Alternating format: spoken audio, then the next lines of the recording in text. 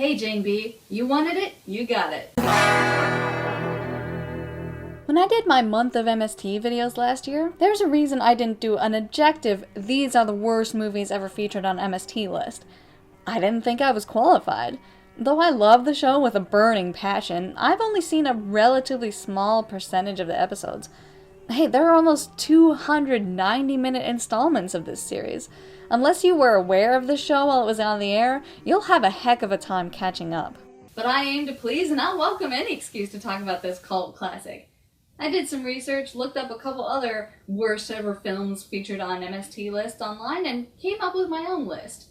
This is it, the absolute bottom of the barrel. Are you ready? Can't you want to put... Oh, what's the... The top 10 worst films ever featured on Mystery Science Theater. Number 10.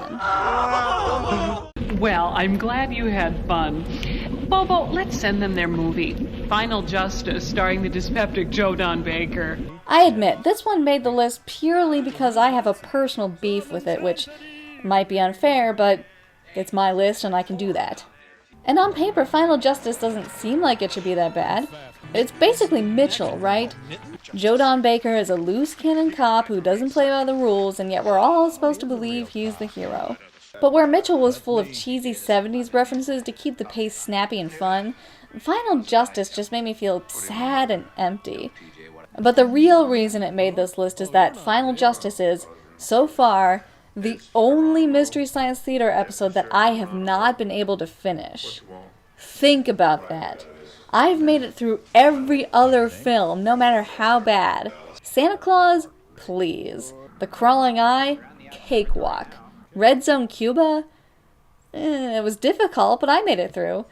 But 20 minutes into this, I was begging out. And then there were these things, and now I have to go do them. And what that tells me is that Final Justice is bad in a way that I just don't find particularly interesting. If there's anything worse than being Mitchell, it's failing to be Mitchell. Next.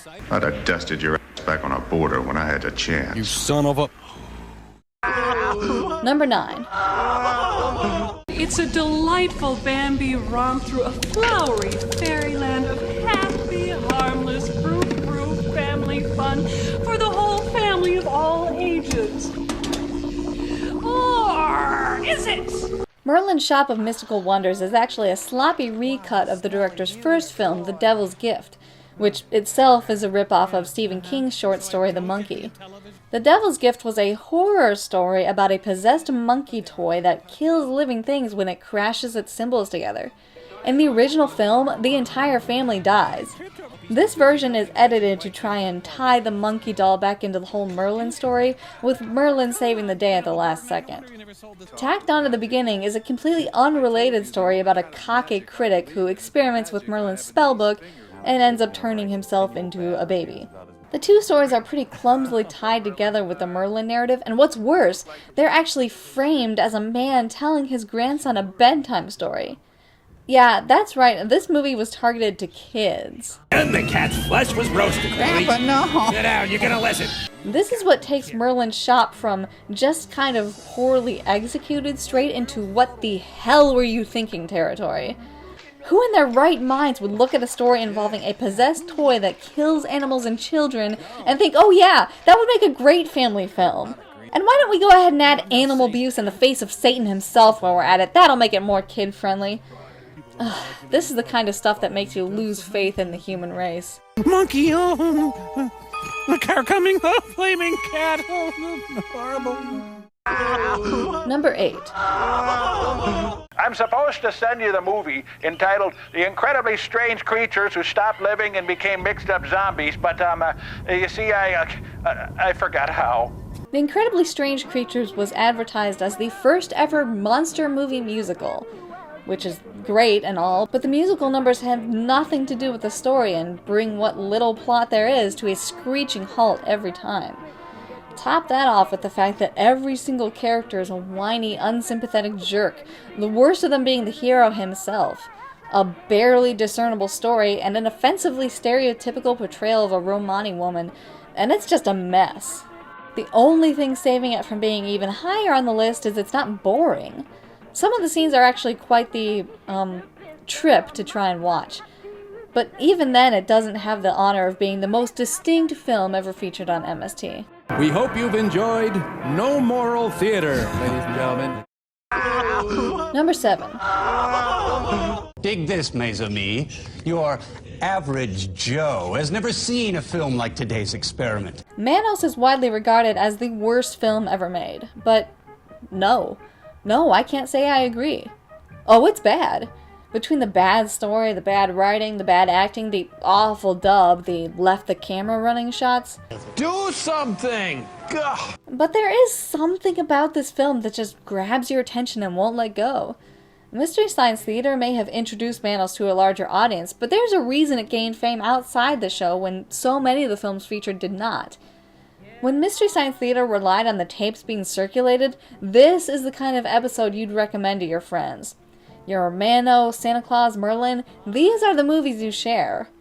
Quest of the Delta Knights and Final Justice? Not so much. And that's the thing about Manos, there is nothing else out there like it, and you will never forget it once you've seen it. And for that reason, Manos is not nearly as bad as other films that might as well not even exist. Now I'll always wonder. And speaking of films that might as well not even exist, number 6. I'm going to spit on you now. Just a little spittle called Monster Agogo. Monster Agogo, Joel. Best Brains writer Paul Chaplin said that any topic that is about something, that is, any topic that exhibits topicness, cannot, by definition, have anything to do with this movie. And there's not a whole lot I can add to that. What can you say about Monster Agogo? This movie has negative meaning. It is cinematic antimatter. Most of the film is pretty standard, cheesy monster movie stuff, albeit less interesting than a lot of the more colorful monster movies.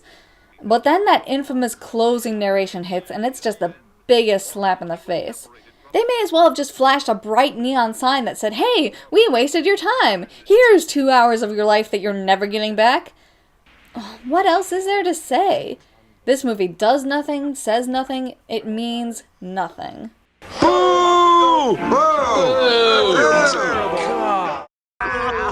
Number 5. Be prepared to be crushed by the beast of Yucca Flats. If you had to describe the Beast of Yucca Flats in one word, you might call it empty. Nothing happens in this movie. Nothing's even in this movie. Even the characters in this movie are not in the movie. Quite a few people die over the course of the film, but not one of them reacts to getting killed. They don't struggle, they don't scream, they just accept death, quietly, almost eagerly, as if knowing this is their ticket out of this snorefest. Apparently I'm dead. Oh. Making it so much worse is the philosophic narration, alternately babbling random nonsense and info-dumping things that we might like to see for ourselves, thank you. Case in point, the narrator goes on and on about how Jaworski was such a kind, intelligent soul, and how tragically ironic it is that he's now a mindless, violent beast man. This would be more effective if Jaworski's character had been established before he became the beast, or if they weren't trying to play this ridiculous concept 100% straight. Add in long shots of cars parking, people walking, and general nothingness, and you've got one excruciatingly boring film. The Beast of Yucca Flats. How did it get made? Well, nice to meet you then. Number 4. Sorry, I hate myself. Goodbye. No, Crow, get back here. Someone's rubbing puppets on us. Oh, look. Yeah. I tried to write a more coherent criticism of this movie. I couldn't do it. It's got all the worst traits of cheap monster movies and stupid teen dramas without any of the fun or cheesy parts. Every single character is a deeply unsympathetic asshole. It can never decide if it wants to be funny or dark, and why? Why with the cartoon sound effects? Why any of this? Nick's a smoking husk right now. He won't mind if we take his van. Director Rick Sloan actually requested that this film be featured on Mystery Science Theater. Did he not understand the point of the show?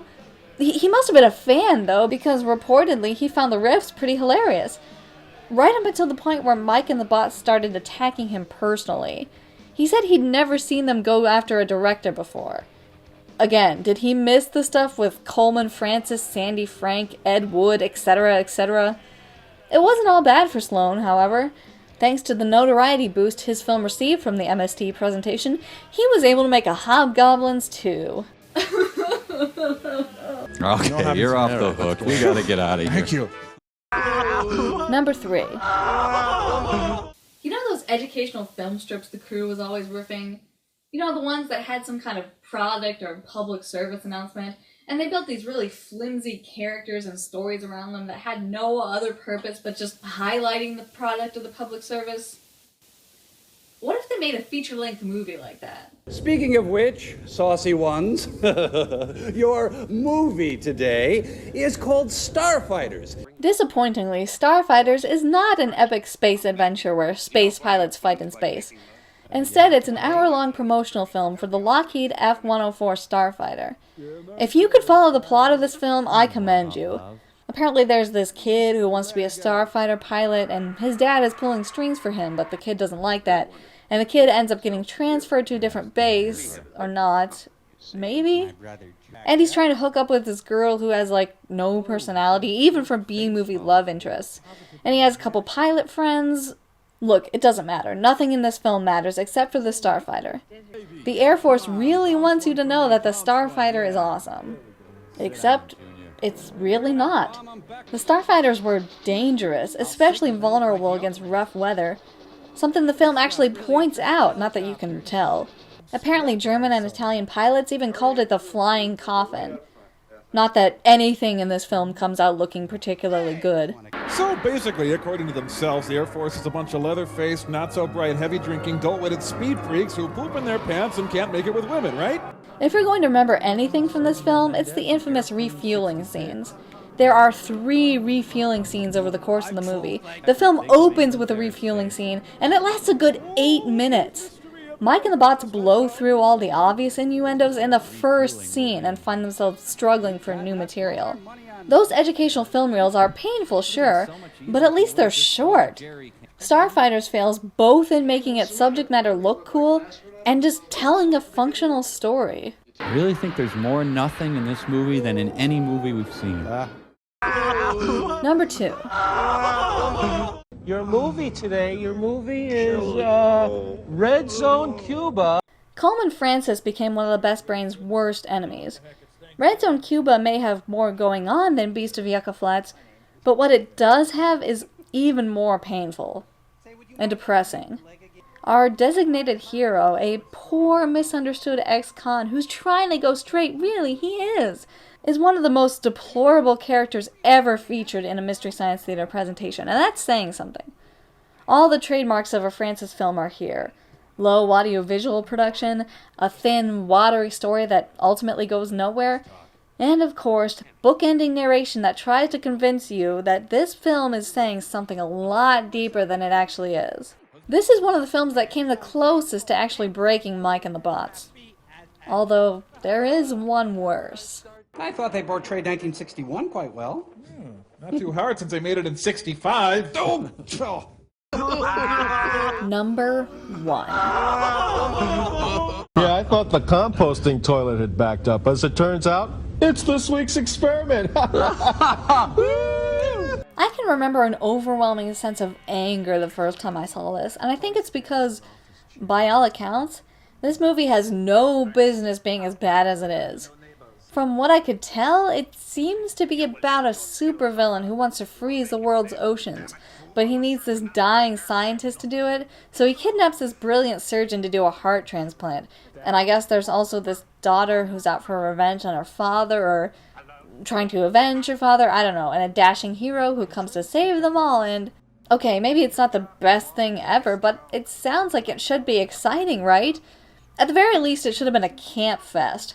But no, this film is so poorly written, shot, and edited that the final product is nigh incomprehensible. Oh, I can't watch this. I mean, I can't see this. This is the film that almost broke Joel and the Bots. Not Manos, not Hobgoblins, this.